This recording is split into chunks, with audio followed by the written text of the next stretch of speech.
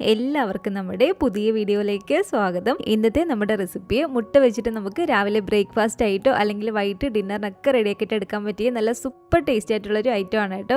കറിയുടെ പോലും ആവശ്യമില്ല, വെറുതെ കഴിക്കാനാണെങ്കിൽ നമുക്ക് നല്ല ടേസ്റ്റി ആയിട്ടുള്ളൊരു സൂപ്പർ എഗ് പറാത്തയാണ്. ഇത് ഉണ്ടാക്കി എടുക്കാനാണെങ്കിലും ഒരുപാട് പണിയൊന്നും ഇല്ല കേട്ടോ, വളരെ സിമ്പിളായിട്ട് നമുക്ക് ചെയ്തിട്ട് എടുക്കാം. അപ്പോൾ നമുക്കിതെങ്ങനെയാണ് തയ്യാറാക്കുന്നതെന്ന് ഒന്ന് കണ്ടു നോക്കാം. കൂടാതെ ഈ ഒരു വീഡിയോ കണ്ടുകൊണ്ടിരിക്കുന്ന സമയത്ത് നിങ്ങൾക്ക് ഇഷ്ടപ്പെടുവാണെങ്കിൽ മറക്കാതെ തന്നെ ആ ഒരു ലൈക്ക് ബട്ടണും കൂടി ഒന്ന് ക്ലിക്ക് ചെയ്യണേ. ചാനലൊന്ന് സബ്സ്ക്രൈബ് ചെയ്ത് സപ്പോർട്ടും കൂടി ചെയ്യുക. അപ്പോൾ ആദ്യം തന്നെ നമുക്ക് ഇതിലേക്ക് വേണ്ടത് 250 ml ഈ ഒരു കപ്പിൽ 2 കപ്പ് അളവിൽ ഞാൻ മൈദയാണ് എടുത്തിരിക്കുന്നത്. അപ്പോൾ 2 കപ്പ് അളവിൽ മൈദ ഈ ഒരു പാത്രത്തിലേക്ക് ഇട്ട് കൊടുത്തിട്ടുണ്ട്. ഇനി ഇതിലേക്ക് നമുക്ക് ആവശ്യത്തിനുള്ള ഉപ്പ് ചേർത്ത് കൊടുക്കാം. എന്നിട്ട് നന്നായിട്ട് ഇതൊന്ന് മിക്സ് ചെയ്തിട്ട് എടുക്കുക. അതുപോലെ തന്നെ ഒരു 2 ടേബിൾ സ്പൂൺ അളവിൽ ഓയിൽ ചേർത്ത് കൊടുക്കുകയാണ്. സൺഫ്ലവർ ഓയിലോ വെജിറ്റബിൾ ഓയിലോ ഏത് വേണമെങ്കിലും ചേർത്ത് കൊടുക്കാം. ഞാനിപ്പോൾ ഇതിലേക്ക് 2 ടേബിൾ സ്പൂൺ അളവിൽ സൺഫ്ലവർ ഓയിലാണ് കേട്ടോ ചേർത്ത് കൊടുത്തിരിക്കുന്നത്. ഇതിന് പകരം നിങ്ങൾക്ക് ബട്ടർ മെൽറ്റ് ചെയ്തിട്ട് വേണമെങ്കിൽ ചേർത്ത് കൊടുക്കാം, അല്ലെങ്കിൽ നെയ്യ് വേണമെങ്കിലും ചേർത്ത് കൊടുക്കാവുന്നതാണ്. അതും ചേർത്ത് നന്നായിട്ടൊന്ന് മിക്സ് ചെയ്ത് എടുത്തതിന് ശേഷം ഇനി നമുക്കിത് കുറച്ച് വെള്ളം ഒഴിച്ച് കൊടുത്തിട്ട് ഈ ഒരു മാവൊന്ന് കുഴച്ചിട്ട് എടുക്കണം. ഞാനിപ്പോൾ ഇവിടെ നമ്മൾ മൈദ അളന്നിട്ട് എടുത്തിരിക്കുന്ന ആ ഒരു സെയിം കപ്പിൽ 1 കപ്പ് വെള്ളമാണ് എടുത്തിരിക്കുന്നത്. പക്ഷേ ഇത്രയും വെള്ളത്തിൻ്റെ ആവശ്യം നമുക്ക് വരില്ല. ലാസ്റ്റ് ഞാൻ പറയാട്ടോ എനിക്ക് എത്രത്തോളം വെള്ളം ആവശ്യമായിട്ട് വന്നെന്ന്. അപ്പോൾ ഇതുപോലെ കുറച്ച് വെള്ളം ഒഴിച്ച് കൊടുത്തിട്ട് നമ്മൾ നല്ല സോഫ്റ്റാക്കി ഈ ഒരു മാവൊന്ന് കുഴച്ചിട്ട് എടുക്കുക. ഒരുപാട് ഓവർ സോഫ്റ്റ് ആക്കണ്ട, അങ്ങനെ ഒത്തിരി ഓവർ സോഫ്റ്റ് ആക്കിയാൽ നമുക്കിത് പരത്തിയെടുക്കാനൊക്കെ ബുദ്ധിമുട്ടാവും. എന്നാലും അത്യാവശ്യം നല്ല സോഫ്റ്റാക്കി തന്നെ വേണം നമ്മൾ ഈ ഒരു മാവ് ഇതുപോലെ കുറച്ച് വെള്ളം ഒഴിച്ച് കൊടുത്തിട്ടൊന്ന് കുഴച്ചിട്ടെടുക്കാൻ വേണ്ടിയിട്ട്. അപ്പോൾ ഇതുപോലെ നമ്മൾ കുഴച്ചെടുത്തതിന് ശേഷം കുറച്ച് ഓയിൽ കയ്യിലാക്കുവാണെങ്കിൽ കയ്യിലൊന്നും ഒട്ടിപ്പിടിക്കാതെ നല്ല പെർഫെക്റ്റ് ആയിട്ട് നമുക്ക് ഇതുപോലെ കുഴച്ചിട്ടെടുക്കാൻ പറ്റും. അപ്പോൾ മാവ് ഇത് കണ്ടില്ലേ, ഈ ഒരു പരുവത്തിന് നല്ല സോഫ്റ്റാക്കി ഞാനൊന്ന് കുഴച്ചെടുത്തിട്ടുണ്ട്. ഇതുപോലെ നമ്മൾ മാവ് കുഴച്ചെടുത്തതിന് ശേഷം ഈ ഒരു പാത്രത്തിൽ കുറച്ച് ഓയിലൊന്ന് സ്പ്രെഡ് ചെയ്ത് കൊടുക്കുകയാണ്. അതിനുശേഷം ഇതിൻ്റെ മുകളിലേക്കും കുറച്ച് ഓയിലൊന്ന് സ്പ്രെഡ് ചെയ്ത് കൊടുത്തിട്ട് നമുക്കിതൊന്ന് കവർ ചെയ്ത് വെക്കാം. ഒരു 30 മിനിറ്റ് മാത്രം നമ്മളിത് റെസ്റ്റ് ചെയ്യാൻ വേണ്ടിയിട്ട് വെച്ചാൽ മതി.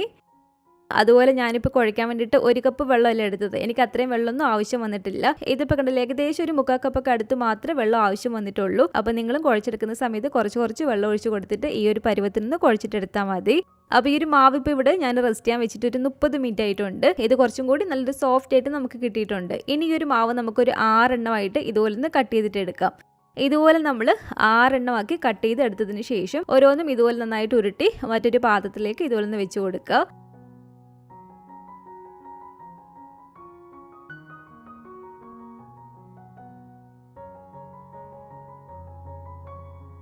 അപ്പോൾ അങ്ങനെ ഒരു 6 ബോൾസും ഇവിടെ റെഡി ആയിട്ടുണ്ട്. എന്നിട്ട് നമ്മൾ ഇതിലേക്ക് പരത്താൻ ഒരു മാവ് എടുത്തിട്ട് ബാക്കി മാവ് നമ്മൾ കവർ ചെയ്ത് തന്നെ വെച്ച് കൊടുക്കണം കേട്ടോ, അല്ലെങ്കിൽ ആ ഒരു മാവിരുന്നങ്ങ് ഉണങ്ങിപ്പോവും. ഇനി ഒരു കൗണ്ടർ ടോപ്പിലോ അല്ലെങ്കിൽ ഒരു ചപ്പാത്തി പലകയിലോ ഇതുപോലെ കുറച്ച് പൊടിയൊന്ന് തൂക്കി കൊടുക്കുക കേട്ടോ. ഒരുപാട് പൊടിയൊന്നും വേണ്ട, ഇതുപോലെ കുറച്ച് പൊടിയൊന്ന് തൂക്കി കൊടുക്കുക. അപ്പോൾ ഈ ഒരു മാവിൻ്റെ മുകളിലേക്കും ഇതുപോലെ കുറച്ച് പൊടി നമുക്കൊന്ന് തൂക്കി കൊടുക്കാം. എന്നിട്ട് നന്നായിട്ട് നമുക്ക് നല്ല നൈസാക്കി ഇതൊന്ന് പരത്തിയിട്ടെടുക്കാം. ഏകദേശം ഒരു റൗണ്ട് ഷേപ്പിൽ നല്ല നൈസാക്കി നമ്മൾ ഈ ഒരു മാവൊന്ന് പരത്തിയിട്ടെടുക്കുക.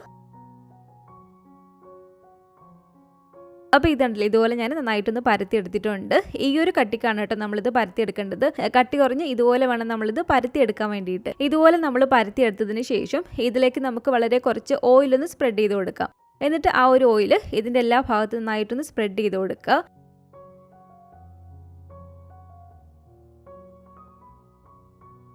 അതിനുശേഷം ഇതിൻ്റെ മുകളിലേക്ക് കുറച്ച് മൈദ നമുക്ക് ഇതുപോലെ തൂക്കി കൊടുക്കുക. മൈദയും തൂക്കി കൊടുത്തതിന് ശേഷം ഈ ഒരു സെൻറ്റർ ഭാഗത്തുനിന്ന് അറ്റത്തേക്ക് ഇതുപോലെ നമ്മൾ കത്തി വെച്ചിട്ടൊന്ന് വരഞ്ഞു കൊടുക്കുക. എന്നിട്ട് ഈ ഒരു അറ്റം പിടിച്ചിട്ട് നമ്മൾ ഇതുപോലെ പതിയെ മടക്കി ഇങ്ങനെ ഒന്ന് എടുക്കുക.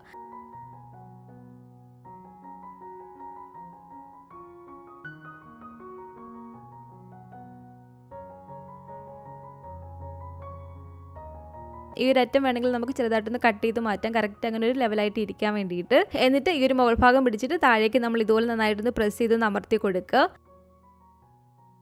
ഇത് കണ്ടില്ലേ, ഈ ഒരു പരുവത്തിന് വേണം നമ്മളിത് റെഡിയാക്കി എടുക്കാൻ വേണ്ടിയിട്ട്. ഇങ്ങനെ തന്നെ നമുക്ക് ബാക്കിയുള്ളതെല്ലാം ഒന്ന് റെഡിയാക്കിയിട്ട് എടുക്കാം. അപ്പോൾ ഇത് കണ്ടില്ലേ, ഈ ഒരു സെയിം രീതിയിൽ എല്ലാം തന്നെ ഞാനിപ്പോൾ ഇവിടെ റെഡിയാക്കി എടുത്തിട്ടുണ്ട്. ഇതിന് നമുക്കൊന്ന് മാറ്റി വെക്കാം.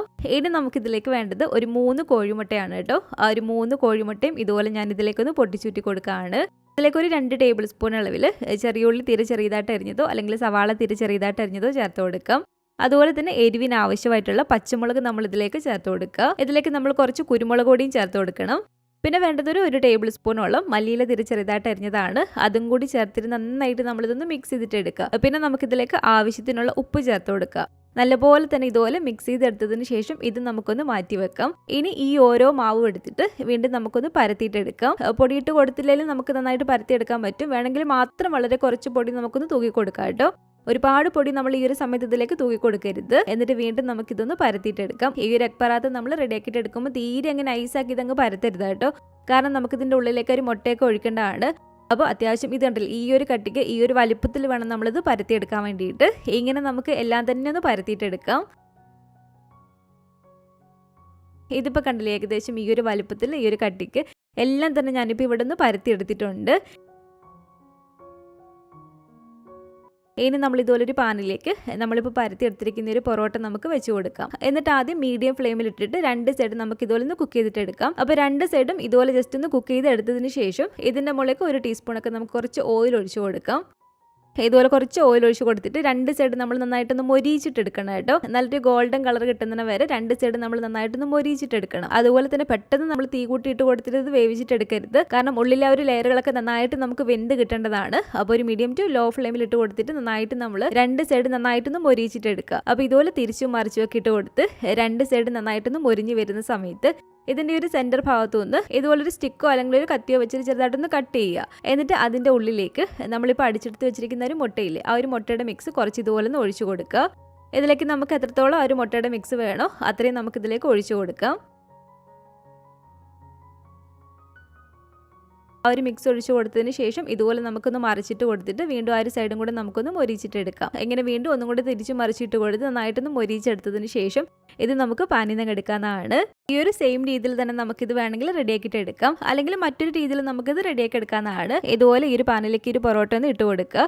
2 സൈഡ് നമ്മൾ നേരത്തെ ചെയ്തതുപോലെ തന്നെ ഒന്ന് കുക്ക് ചെയ്തെടുത്തതിന് ശേഷം ഇതുപോലെ ഈ ഒരു പാനിലേക്ക് ഇതിലിപ്പോൾ കുറച്ച് ഓയിൽ കിടപ്പുണ്ട്. ഓയിൽ ഇല്ലെങ്കിൽ കുറച്ച് ഓയിലൊന്ന് ആക്കി കൊടുക്കണം കേട്ടോ. നമ്മൾ മുട്ട ഒഴിച്ച് കൊടുക്കുന്നതിന് മുമ്പ് ഇതുപോലെ നമ്മൾ മിക്സ് ചെയ്ത് വെച്ചിരിക്കുന്ന മുട്ട ഒഴിച്ച് കൊടുത്തിട്ട് അതൊന്ന് ജസ്റ്റ് ഒന്ന് കുക്കായി വരുന്ന സമയത്ത് തന്നെ ഈ ഒരു പൊറോട്ട അതിൻ്റെ മുകളിലേക്ക് വെച്ച് കൊടുക്കുക. എന്നിട്ട് 2 സൈഡും തിരിച്ച് മറിച്ചിട്ട് കൊടുത്തിട്ട് നമുക്കൊന്ന് കുക്ക് ചെയ്തിട്ട് എടുക്കാവുന്നതാണ്. ഈ ഒരു രീതിയിൽ നമുക്ക് എഗ് പറാത്ത റെഡിയാക്കി എടുക്കാവുന്നതാണ്. ഇങ്ങനെ ചെയ്യുമ്പോൾ അതിൻ്റെ ഒരു മുകൾ ഭാഗത്ത് ആ ഒരു മുട്ട കിട്ടും. ആദ്യത്തെ രീതിയിൽ ചെയ്യുമ്പോൾ അതിൻ്റെ ഒരു ഉൾഭാഗത്തായിട്ട് ആ ഒരു മുട്ട വരും. അപ്പോൾ 2 രീതിയിൽ വേണമെങ്കിലും നമുക്കിത് റെഡിയാക്കിയിട്ട് എടുക്കാവുന്നതാണ്. അപ്പോൾ വളരെ സിമ്പിളായിട്ട് നമുക്ക് ചെയ്തിട്ട് എടുക്കാൻ പറ്റിയ നല്ല സൂപ്പർ ടേസ്റ്റി ആയിട്ടുള്ള ഈ ഒരു സ്ട്രീറ്റ് ഫുഡ് എഗ് പറാത്ത നിങ്ങൾക്ക് എല്ലാവർക്കും ഇഷ്ടപ്പെട്ടെന്ന് കരുതുന്നു.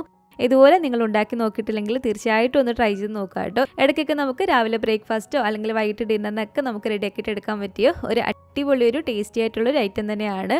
കറിയുടെ പോലും ആവശ്യമില്ല, വെറുതെ നമുക്ക് കഴിക്കാൻ നല്ല ടേസ്റ്റാണ് കേട്ടോ ഇത്. അപ്പോൾ നിങ്ങളിത് ഉണ്ടാക്കി നോക്കുകയാണെങ്കിൽ നിങ്ങളുടെ അഭിപ്രായങ്ങളൊക്കെ മറക്കാതെ തന്നെ നമ്മുടെ കമൻറ്റ് ബോക്സിൽ ഒന്ന് വന്നറിയിക്കുക. അതുപോലെ തന്നെ ഈ ഒരു വീഡിയോ ഇഷ്ടപ്പെട്ടെങ്കിൽ മറക്കാതെ തന്നെ ഒരു ലൈക്ക് ബട്ടണും കൂടി ഒന്ന് ക്ലിക്ക് ചെയ്യണേ. നിങ്ങളുടെ ഫാമിലിയും ഫ്രണ്ട്സും ഒക്കെ ആയിട്ട് നമ്മുടെ ഈ ഒരു വീഡിയോ ഒന്ന് ഷെയർ ചെയ്ത് കൊടുക്കുക. പുതിയതായിട്ട് ഈ ഒരു ചാനൽ ആരെങ്കിലും കാണുന്നുണ്ടെങ്കിലും ഇതുവരെയായിട്ടും ഈ ഒരു ചാനൽ സബ്സ്ക്രൈബ് ചെയ്തിട്ടില്ലെങ്കിലും താഴെ കാണുന്ന ഒരു സബ്സ്ക്രൈബ് ബട്ടണും കൂടി ഒന്ന് പ്രസ് ചെയ്ത് സപ്പോർട്ട് ചെയ്യണേ. കൂട്ടത്തിൽ കാണുന്ന ബെല്ലൈക്കണും കൂടി ഒന്ന് ക്ലിക്ക് ചെയ്ത് അതിൽ ഓൾ എന്ന ഒരു ഓപ്ഷൻ തന്നെ കൊടുക്കുകയാണെങ്കിൽ ഞാൻ പുതിയ റെസിപ്പികളൊക്കെ ഇടുന്ന സമയത്ത് നിങ്ങൾക്ക് അതിൻ്റെ നോട്ടിഫിക്കേഷൻ അപ്പോൾ തന്നെ കിട്ടുന്നതായിരിക്കും. ഇൻഷാ അല്ലാഹ് വീണ്ടും നമുക്കിതുപോലെ നല്ലൊരു റെസിപ്പി ആയിട്ട് കാണാം.